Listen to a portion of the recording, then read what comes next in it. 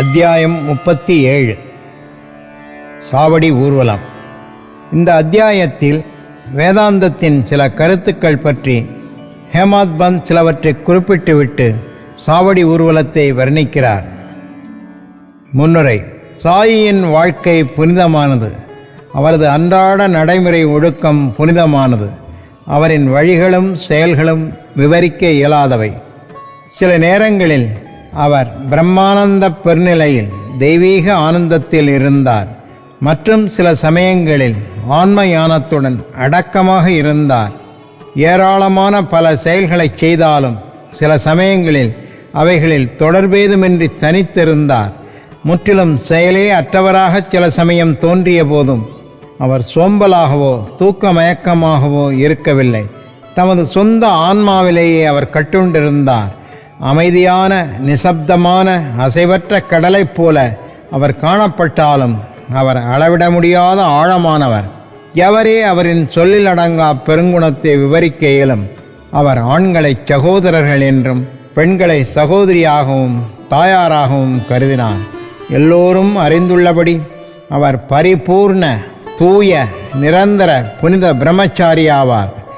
அவர்தம் கூட்டுறவால் நாம் பெறும் ஞானமானது மரணம் வரை நம்மிடம் திகழட்டும். அவர்தம் பாதங்களுக்கு எப்பொழுதும் முழுமையான பக்தியுடன் சேவை செய்வோம். அவரை அனைத்து ஜீவராசிகளிடமும் காண்போம். அவர் நாமத்தை எப்போதும் விரும்புவோம். ஹேமாத் பந்த் விலகிச் செல்வதாக தாமே கருதும் வேதாந்தத்தின் சில தலைப்புகளில் நீண்ட விளக்கவரை புரிந்த பின்னர் சாவடி ஊர்வலத்தை விவரிக்கச் செல்கிறார்.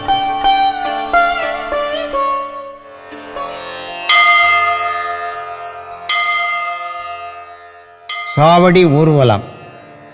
பாபாவின் படுக்கையறை முன்னமேயே விவரிக்கப்பட்டது.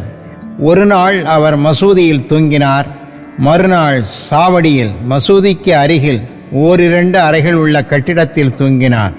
பாபா இவ்வாறு மாறி மாறி தூங்குவது மகா சமாதி அடையும் வரைக்கும் நடைபெற்றது. 1909 ஆண்டு டிசம்பர் 10 முதல் அடியார்கள் பாபாவுக்கு சாவடியிலேயே முறையான வழிபாடு செய்யத் தொடங்கினார்கள். சாவடிக்கு போகும் முறை வந்ததும் மக்கள் மசூதியை சூழ்ந்து கொள்வர். மண்டபத்தில் சில மணி நேரம் பஜனை செய்வர். அவர்களுக்கு பின்னால் துளசி பிருந்தாவனத்தின் வடதிசைக்கும் பாபாவின் முன்னாலும் உள்ள இடைப்பட்ட இடத்தில் ஒரு அழகிய ரதம் இருந்தது. பஜனையில் விருப்பமுள்ள மக்கள் இருந்தார்கள். பஜனையில் விருப்பமுள்ள ஆண்களும் பெண்களும் உரிய நேரத்தில் வந்தனர். தங்கள் கைகளில் தால், சப்ளா, கர்தால், மிருதங்கம், கஞ்சிரா, கோல் முதலிய இன்னிசை கருவிகளை வைத்துக்கொண்டு பஜனை நடத்தினர். கிருஷ்ண பஜோ கிருஷ்ண பஜோ முரளி கோவிந்த பஜோ கிருஷ்ண பஜோ கிருஷ்ண பஜோ முரளி கோவிந்த பஜோ கிருஷ்ண பஜோ கிருஷ்ண பஜோ முரளி கோவிந்த பஜோ கிருஷ்ண பஜோ கிருஷ்ண பஜோ முரளி கோவிந்த பஜோ சாயி கோவிந்த பஜோ சாயி கோபால பஜோ சாயி கோவிந்த பஜோ சாயி கோபால பஜோ சாயி கோவிந்த பஜோ சாயி கோபால பஜோ. அங்குள்ள அடியவர்களையெல்லாம் ஈர்த்து இழுத்த காந்தம் சாய்பாபா ஆவார். புறத்தேயுள்ள திணையில் சிலர் தங்கள் தீவட்டிகளை ஒழுங்குபடுத்தினார்கள். சிலர் பல்லக்கை அலங்கரித்தார்கள். சிலர் தங்கள் கைகளில் பிரம்பு குச்சியை வைத்துக்கொண்டு பாபாவுக்கு ஜெயகோஷம் செய்து கொண்டிருந்தனர். மூலையானது ஜோடனை துணிகளால் அலங்கரிக்கப்பட்டது. மசூதியைச் சுற்றிலும் எரியும் விளக்குகளின் வரிசை தங்கள் ஒளியைச் சிந்தின. ஷியாம் கர்ண என்ற பாபாவின் குதிரை முழுவதுமாக அலங்கரிக்கப்பட்டு வெளியே நின்று கொண்டிருந்தது. பின்னர் தாத்யா பாட்டீல் சில ஆட்களுடன் பாபாவிடம் வந்து அவரை தயாராகும்படி கேட்டுக்கொள்கிறார். தாத்யா வந்து தனது கைகளை பாபாவின் அக்குளில் கொடுத்து அவருக்கு உதவி செய்யும் வரை பாபா அமைதியாக உட்கார்ந்திருப்பார். தாத்யா பாபாவை மாமா என்று அழைத்தார். உண்மையில் அவர்களது உறவு மிக மிக நெருக்கமானது. தமது உடம்பில் பாபா வழக்கமான கஃனியை அணிந்து சட்காவை சிறுதடியை தமது அக்குளில் வைத்துக்கொண்டு தமது சிலிமை புகைப்பிடிக்கும் மண்குழாயை புகையிலை இவற்றோடு ஒரு துணியை தோளில் போட்டுக்கொண்டு கிளம்ப ஆயத்தமாகிறார். பின்னர் தாத்யா பொன்னால் எம்ப்ராய்டரி வேலை செய்யப்பட்ட ஒரு அழகிய சால்வையை அவர் மீது அணிவித்தார்.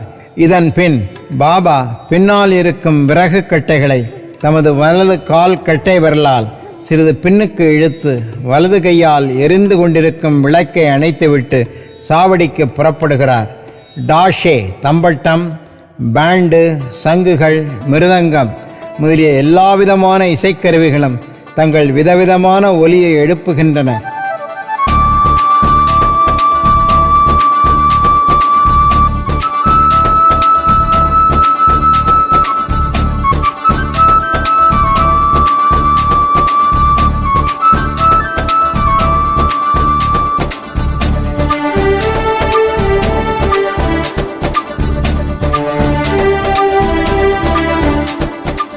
வான வேடிக்கைகள் மாறுபாடான வெவ்வேறு வகையான வர்ணஜால காட்சிகளை காட்டுகின்றன. வீணை மிருதங்கத்துடன் இணைந்து ஆண்களும் பெண்களும் பஜனை செய்து கொண்டு பாபாவின் பெயரை பாடிக்கொண்டு நடக்கத் துவங்குகிறார்கள். சாயி கணேஷா சரணம் சரணம், சாயி ஸ்கந்தா சரணம் சரணம், சாயி சத்குரு சரணம் சரணம், சாயி பாபா சரணம் சரணம். பார்க்கும் பார்வையில் பால் மணம் வீசும், நோக்கும் விழிகளில் தாயவள் பாசம், ஈர்க்கும் அவரது சாந்த ஸ்வரூபம், போற்றும் நவரத்ன மாலை. சிலர் மகிழ்ச்சியால் நடனமாடினார்கள். சிலர் பல வகையான கொடிகளையும் கம்புகளையும் எடுத்துக்கொண்டு செல்கின்றனர். மசூதியின் படிகளுக்கு பாபா வந்ததும் பல்தார்கள் பாபாவுக்கு கட்டியம் கூறினர்.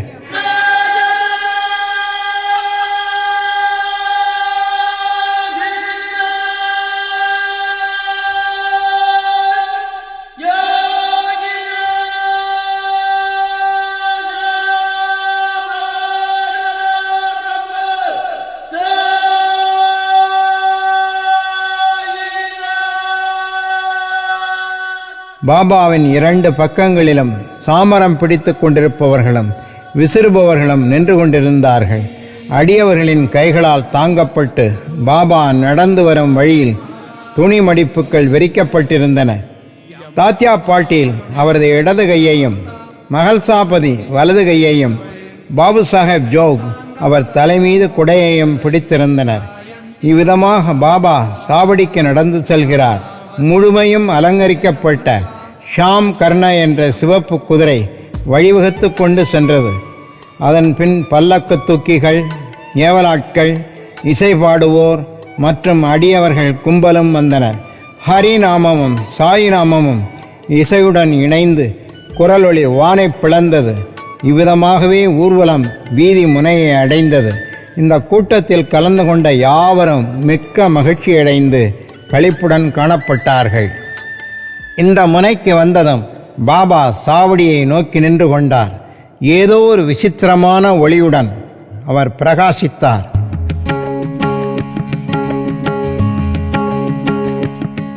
அதிகாலையைப் போன்றோ உதய சூரியனின் பிரபையைப் போன்றோ அவர் முகம் சுடரொளி வீசியது. ஒருமுகப்பட்ட மனதுடன் பாபா அங்கு யாரையோ கூப்பிடுவோர் போல வடக்கு திக்கை நோக்கி நிற்கிறார். எல்லா இசைக்கருவிகளும் ஒலித்து கொண்டிருக்கும் போது பாபா தமது வலது கையை மேலும் கீழும் சிறிது நேரம் அசைக்கிறார்.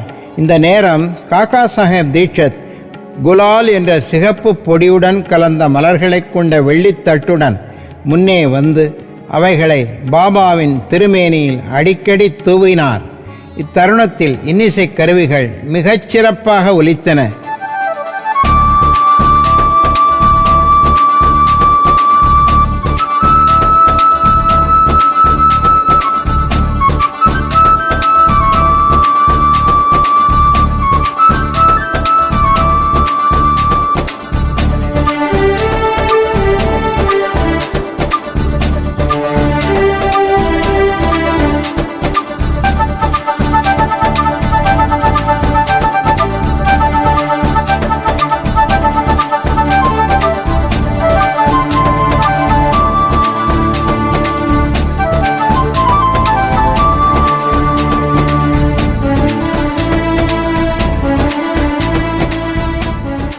பாபாவின் முகம் நிலையுறுதியான அதிகரிக்கப்பட்ட காந்தியுடனும் அழகுடனும் கதிரை உமிழ்ந்தது. எல்லா மக்களும் இஜ்ஜோதியை தங்கள் மன நிறைவு கொள்ளும் வரை பருகுகிறார்கள். இந்த நிகழ்ச்சிகளின் காட்சியையும் உயர்வான கீர்த்தியையும் விவரிக்க வார்த்தைகள் தவறிவிடுகின்றன. சில சமயங்களில் மகள்சாபதி ஏதோ ஒரு ஆவேசம் பிடித்தவர் போல ஆடுகிறார். ஆனால் பாபாவின் ஏகாகிரக சித்தம், கவனம் சிறிதளவும் கலைக்கப்படாதது கண்டு அனைவரும் அதிசயத்தனர். தமது கையில் விளக்குடன் தாத்யா பாட்டீல் பாபாவின் இடப்புறத்திலும், பகத் மகள்சாபதி வலப்புறத்திலும் பாபாவின் ஆடையின் நுனியை பிடித்து கொண்டு வருகிறார்கள். எத்தகைய சுந்தர ஊர்வலம், எத்தகைய பக்தியின் பாங்குகள்! இதை காண ஆண்களும் பெண்களும் ஏழை பணக்காரர்களும் அங்கு ஒன்றாக திரண்டுள்ளனர். பாபா மிக மெதுவாகவே நடக்கிறார். பக்தர்கள் இருமருங்கிலும் அன்புடனும் பக்தியுடனும் தொடர்கிறார்கள். அவ்விடத்து வளிமண்டலம் முழுவதும் மகிழ்ச்சி ஊடுருவி பறந்து ஊர்வலம் சாவடியை அடைகிறது. அக்காட்சியும் அந்த நாட்களும் சென்றுவிட்டன. ஒருவரும் அவைகளை இப்போதோ எதிர்காலத்திலோ பார்க்க முடியாது. எனினும் அக்காட்சியையும் தோற்றத்தையும் நினைவு கூர்ந்தும் மனக்கண்மண் கொணர்ந்தும் நமது உள்ளங்களுக்கு அமைதியையும் திருப்தியையும் கொணரலாம். சாவடியும் நல்ல வெண்மையான கூரை, கண்ணாடிகள், பல்வேறு வித விளக்குகள் இவைகளால் அலங்கரிக்கப்பட்டிருக்கிறது. அதை அடைந்ததும் தாத்யா முன்னால் சென்று ஒரு ஆசனத்தை விரித்து ஒரு திண்டை வைத்துவிட்டு பாபாவை அங்கு அமரச் செய்து நல்ல கோட்டையும் அணிவிக்கிறார். பின்னர் அடியவர்கள் அவரை பல்வேறு விதங்களில் வழிபடுகின்றனர். இறகுகளுடன் கூடிய கிரீடத்தை அவருக்கு சூட்டுகிறார்கள். அவர் கழுத்தைச் சுற்றி பூமாலைகளையும் அணிமணி பூண்மாலைகளையும் அணிவித்து நறுமணம் கமழும் நேர்கோடுகளையும் ஒரு புள்ளியையும் வைணவ அடியார்களைப் போன்று இட்டு அவர்கள் அவரை உள்ளம் நிறைவடையும் வரை நீண்ட நேரம் கூர்ந்து பார்க்கிறார்கள். தலை அணியை அடிக்கடி மாற்றுகின்றனர்.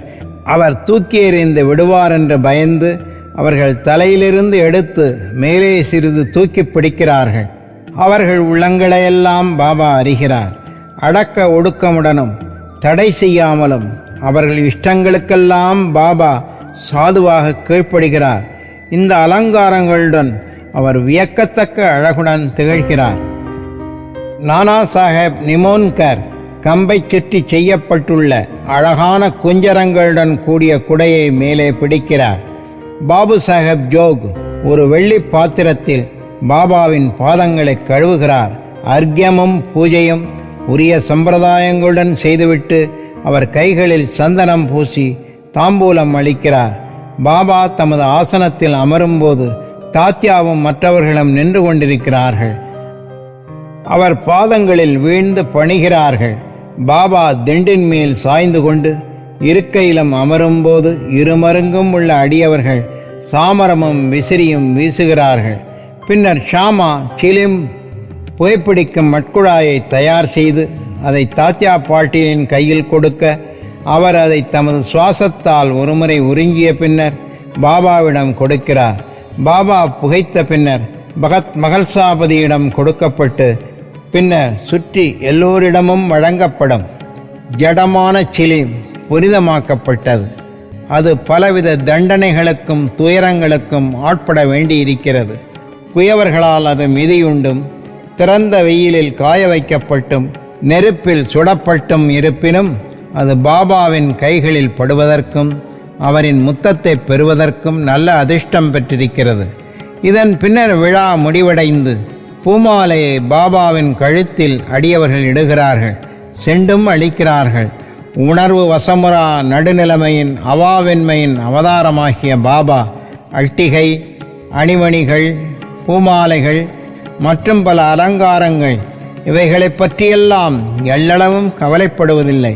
ஆனால் தம் அடியவர்களிடம் உள்ள உண்மையான அன்பின் காரணமாக அவரவர்கள் தாங்கள் விரும்பிய வழிகளை கையாண்டு மகிழ்வடைய அனுமதிக்கிறார். முடிவாக இன்னிசை கருவிகள் தங்கள் புனித ராகங்களை ஒலித்து கொண்டிருக்க பாபு சாஹேப் ஜோக் எல்லா சம்பிரதாயங்களுடனும் ஆரத்தி காண்பிக்கிறார்.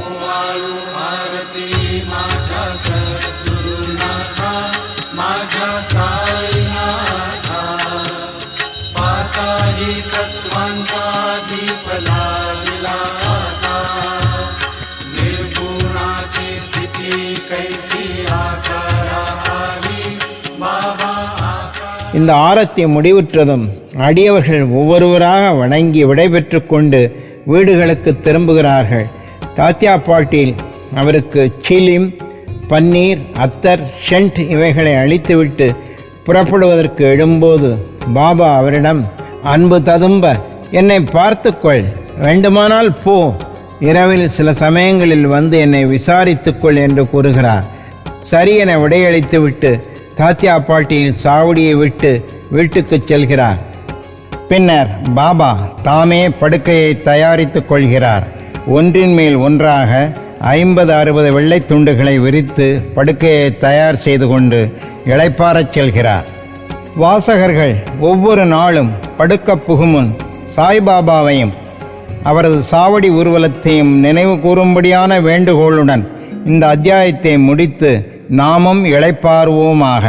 ஸ்ரீ சாயியை பணிக. அனைவருக்கும் சாந்தி நிலவட்டும்.